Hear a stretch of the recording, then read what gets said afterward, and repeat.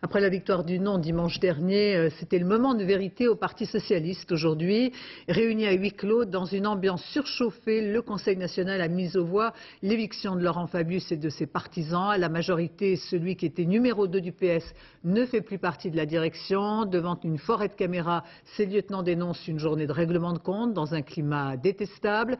Laurent Fabius considère qu'on a fait l'inverse de ce qu'il fallait faire. Rendez-vous le 18 novembre prochain pour un congrès anticipé qui promet. Jeff Wittenberg, Jacques Gérard. Paradoxe du jour, Laurent Fabius est mis à l'écart, mais pour une fois, c'est lui, l'éternel mal-aimé du PS, qui s'offre la sortie la plus applaudie.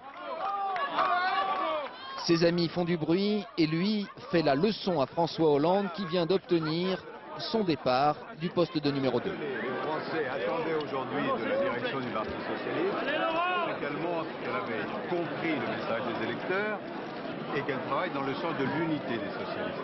Malheureusement, ce n'est pas ce qui a été fait. Quelques heures plus tôt, entre François Hollande et Laurent Fabius, réunis pour la dernière fois à la même tribune, l'ambiance était digne des passations de pouvoir du gouvernement Villepin. Comme certains ministres, Laurent Fabius n'entendait pas partir. Le scénario était pourtant écrit et déjà expliqué par les lieutenants des deux camps. Côté Hollande, pas de doute, le cas Fabius devait être réglé.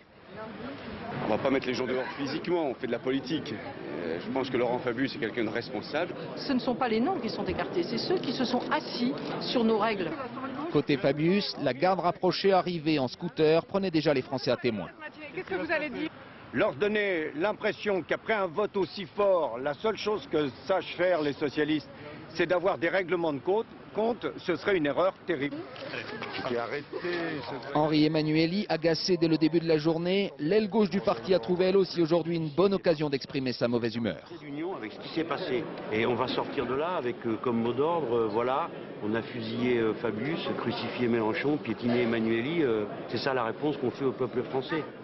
La réponse aux Français, François Hollande estime qu'elle sera fournie par un congrès qui définira le programme du PS en novembre. Aujourd'hui, la priorité, c'était la réponse aux francs-tireurs.